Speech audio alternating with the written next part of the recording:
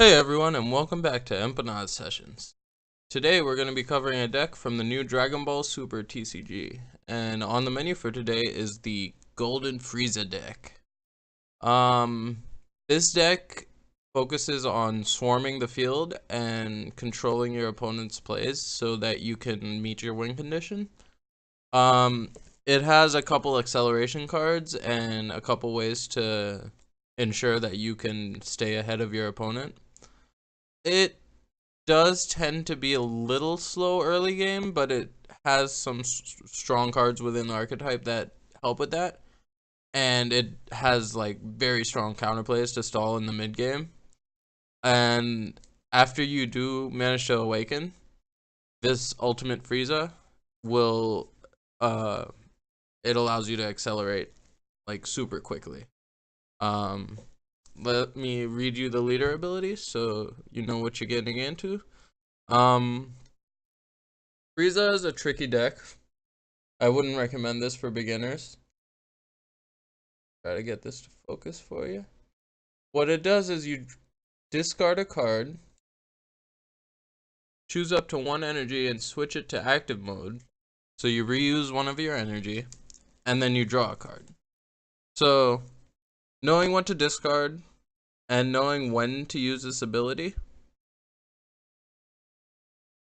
that will determine how successful you are with this deck.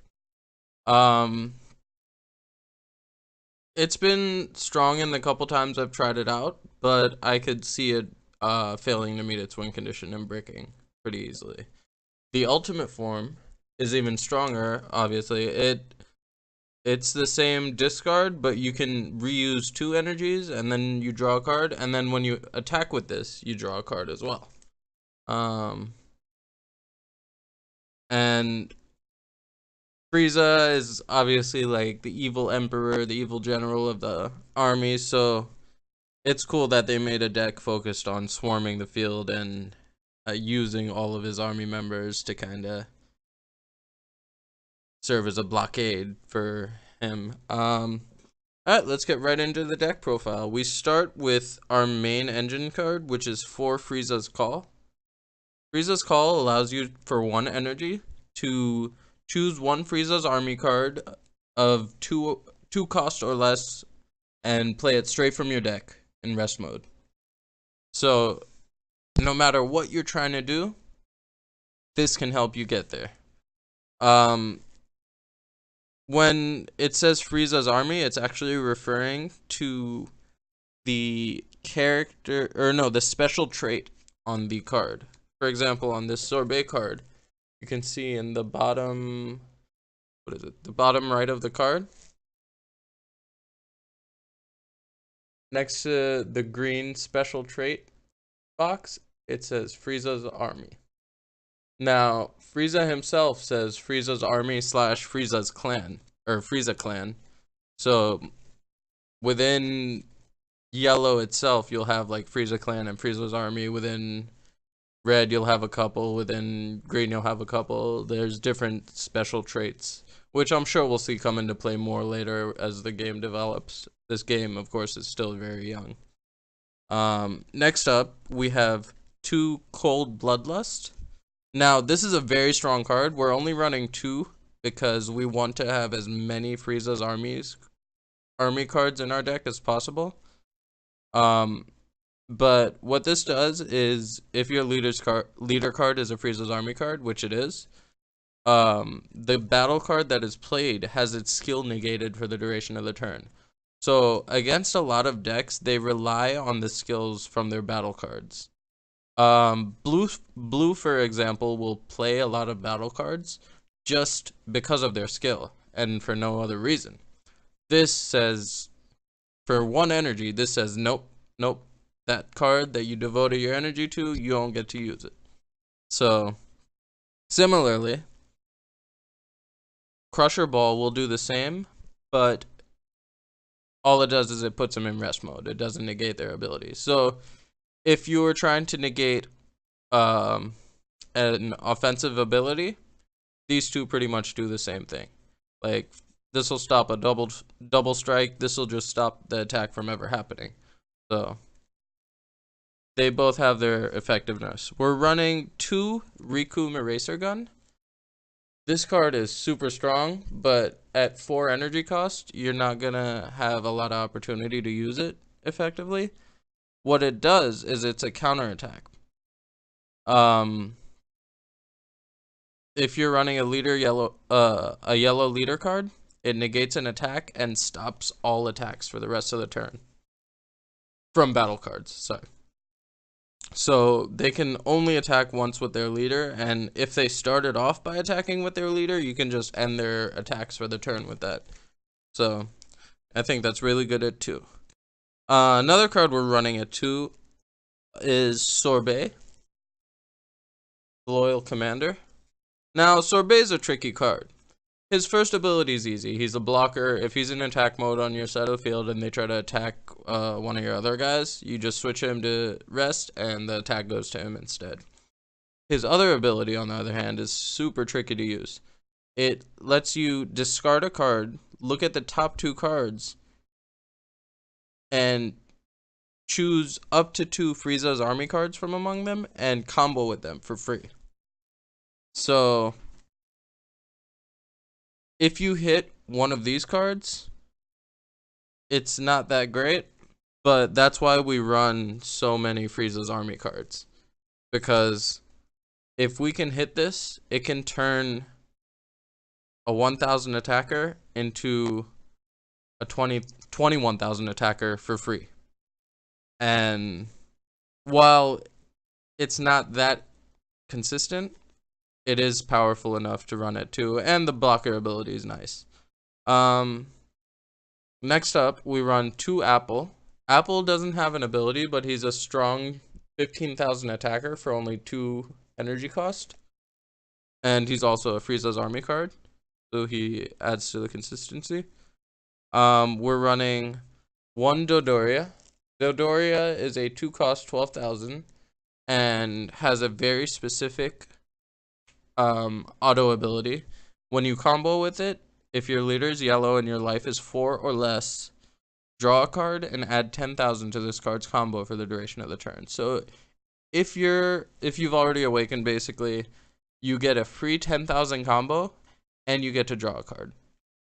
Very good, but you're not going to use it early game, so we're only running 1. And while Dodoria isn't the greatest, Zarbon is super strong. So we're running 4 Zarbon, and Zarbon's ability is during your opponent's turn, when you combo with this card, choose up to 1 of your battle cards and switch it to active mode. So I talked about how this deck likes to swarm and maintain its field presence, and this helps with that immensely. If you don't know, in the Dragon Ball Super card game, when you attack with a card, it will go into rest mode. Battle cards can only attack cards that are in rest mode. So being able to combo with this when they attack something and switch one of your cards to the active mode means that card is safe for the duration of the turn. And you're able to attack with it again the following turn. So a free 5,000 combo, and you get to save one of your battle cards. So we run 4 Zarbon for field presence. We're running 1 Shisami, the Loyal Warrior. He's not the best card, but he has double strike, which is nice, and an auto ability that lets you choose two battle cards of your opponents and they can't switch them to active mode next turn. So you can stall with him for a turn, but a stall card with 4 energy cost is kind of counterintuitive. So we're only running 1 of him because the double strike's strong enough to merit doing so. We're also running 1 Mecha Frieza, the Returning Terror. I might consider putting a second one of these in if they actually evolve from Frieza, but since it's a standalone 4-cost attacker, we're only running 1. It has dual attack, which means you can attack twice on 2 different targets. It's not the same as double strike. Double strike does double damage. Dual attack means 2 attacks. Not only does it have dual attack, when you play it, you can discard a card and choose 2 rest mode cards and KO them. So you're KOing 2 rest mode cards, and then it gains double strike. So you're wiping 2 off their field and potentially hitting their leader card for 4 damage. So you can bring him in for a quick late game sweep. Let's move these off to the side because our next engine, I'm sure a lot of you are going to be thrilled about, is the Ginyu Force engine. Starting off with a main man, Guldo. Guldo is another blocker, so we have him and Sorbet as our blockers.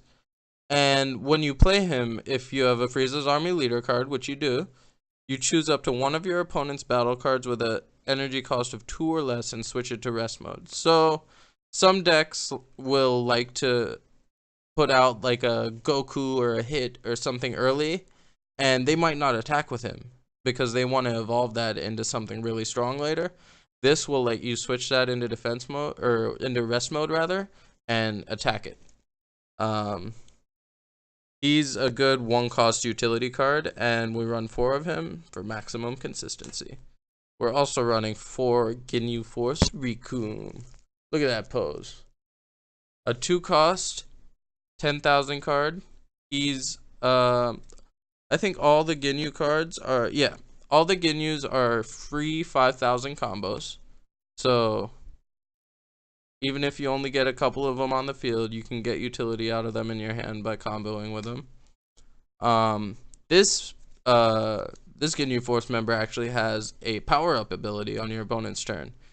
Rikum says this card gains 6,000 power during your opponent's turn. So for 2 cost, you have a 16,000 wall that you can hide behind while your opponent tries to get at you and damage you. So with comboing with one person, maybe Guldo or something, like, you could turn that into 21,000, which would be super hard to hit for a lot of people, even with a combo, because most combos are going to take people to 20,000.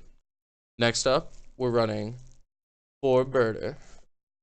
Was Birder the blue lightning? I think that's what he was. Birder says at the end of your turn, switch this card to active mode. So 2 cost 10,000.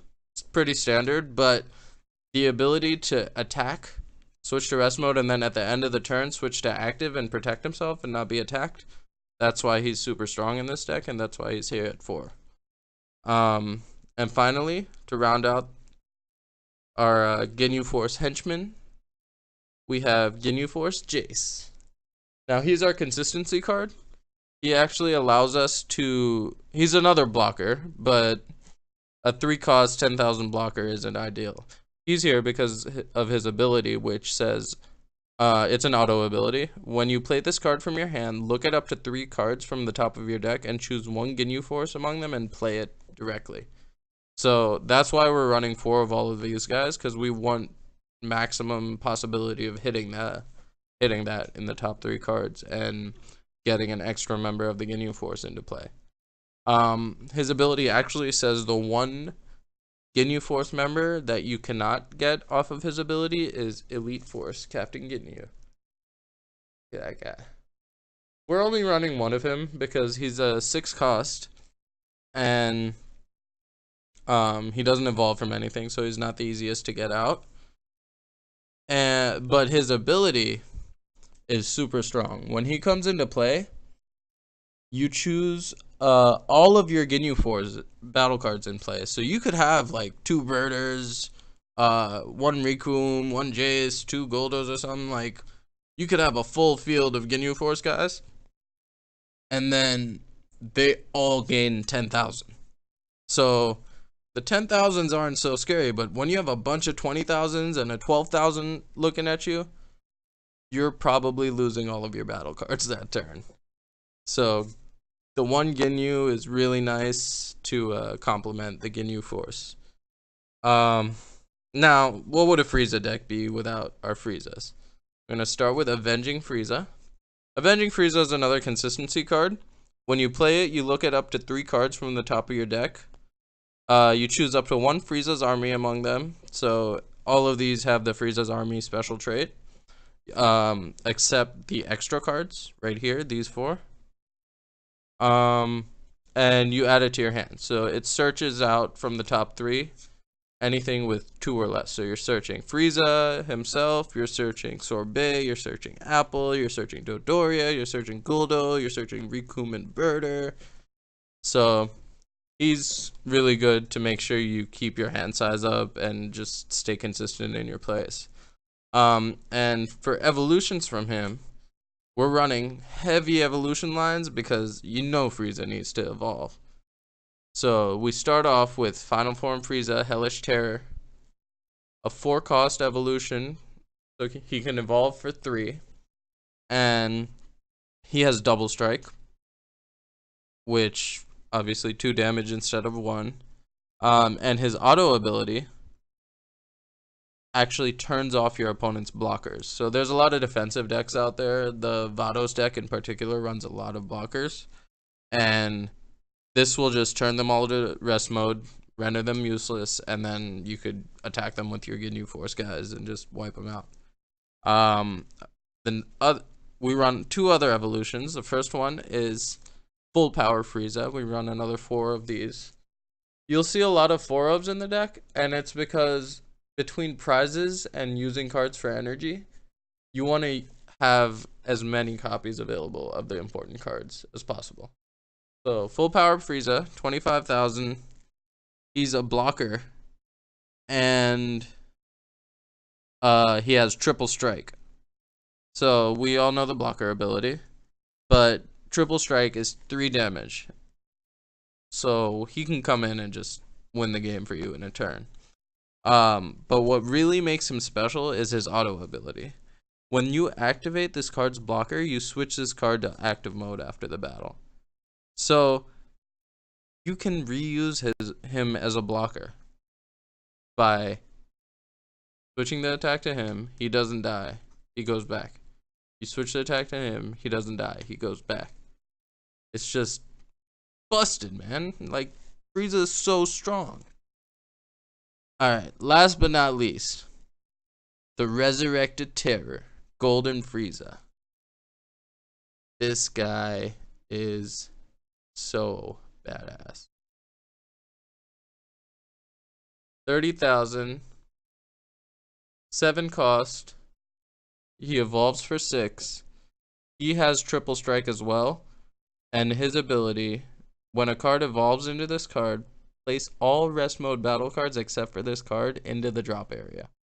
So everything in rest mode just gone instantly. And then you choose all active mode battle cards and put them into rest mode. So as soon as he hits the field, you're basically guaranteed to wipe your opponent's field. It's insane. This card is just so strong. But also the 7 cost and how specific it is, you're probably not gonna get it out more than once every 4 or 5 games. So we try to rely on these 2 more as consistent attackers. And honestly, you're doing a lot of damage early game by getting, like, if you can hit Apple off Frieza's call and then get out like Birder, your field state and your field presence is going to be stronger than your opponent's, because these guys going in on your opponent's weaker battle cards in the early game means they don't have anything to build on for the late game.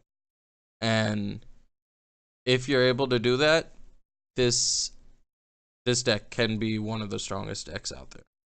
I think that's about it. I hope you guys enjoyed. If you enjoyed, give us a like, a follow, subscribe. Check us out on Twitch, check us out on Facebook. We're everywhere. empanadasessions.com. Later, y'all.